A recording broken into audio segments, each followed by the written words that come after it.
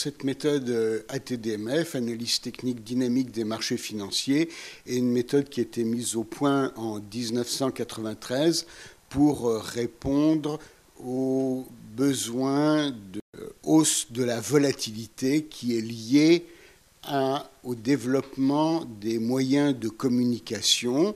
Et donc, à partir de cette date, la hausse de la volatilité a pris le pas sur les indicateurs techniques classiques.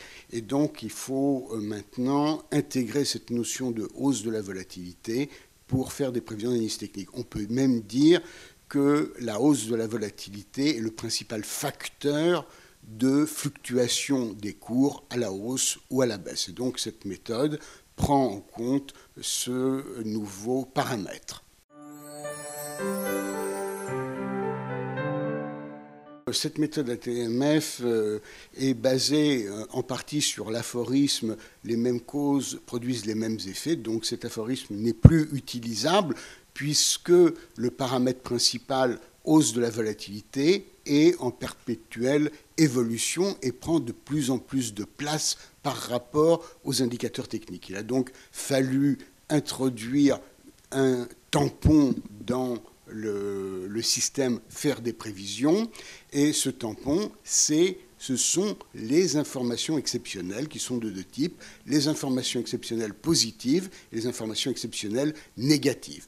Pour faire des prévisions, pour pouvoir prendre position, il faudra observer l'absence d'informations exceptionnelles négatives et la présence d'un certain nombre d'informations exceptionnelles positives, ce nombre étant variable en fonction du type de marché traité. Il en faudra moins pour traiter une action de type air liquide que pour traiter l'euro-dollar, et également le nombre d'informations exceptionnelles positives, IEP, sera fonction de la connaissance de l'opérateur. Il faudra plus d'informations exceptionnelles positives pour un opérateur débutant que pour un opérateur confirmé. Le tout est surtout, dans cette méthode, d'acquérir des automatismes qui permettent de prendre des décisions extrêmement rapidement, puisque maintenant, un grand nombre d'opérateurs font des opérations en intraday. Et donc là, il faut être extrêmement rapide et donc bien avoir des mécanismes d'automatisme.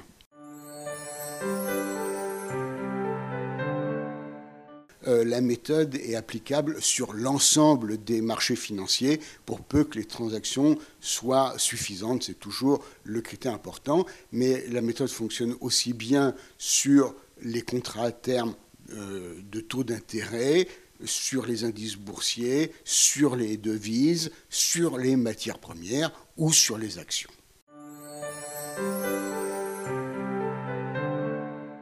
Actuellement, il y a un marché qui, depuis la fin 2009, est privilégié. C'est le marché de l'or qui présente un potentiel de progression encore extrêmement important. Il est facile pour tout un chacun de travailler avec le marché de l'or, soit par le biais des mines d'or, ce que nous ne recommandons pas, soit par le biais des trackers, puisqu'il y en a qui permettent de travailler avec une couverture sur le change et d'autres sans couverture sur le change. Donc chacun peut prendre ce qu'il souhaite en fonction de l'évolution des devises.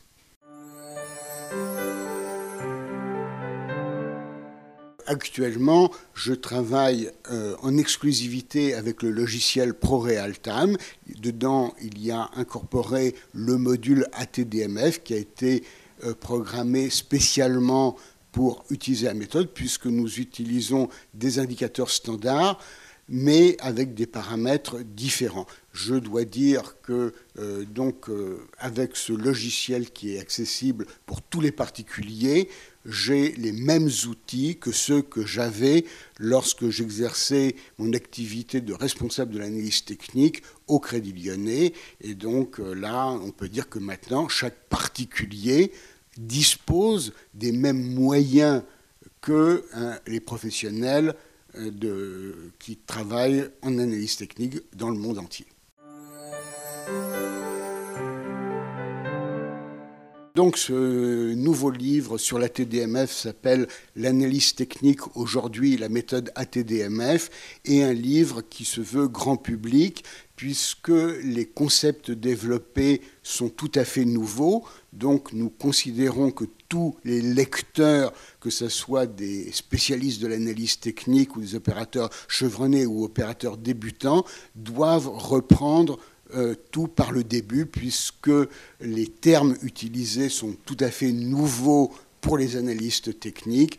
Donc, pour pouvoir se faire comprendre, il faut partir du début. Chaque explication est accompagnée d'un graphique. Voilà. Ce qu'on peut dire aussi, c'est que il y a des checklists pour savoir comment opérer et que tous les critères utilisés sont des critères objectifs, ce qui ne veut pas dire que ce soit forcément facile à informatiser, ce n'est pas le but.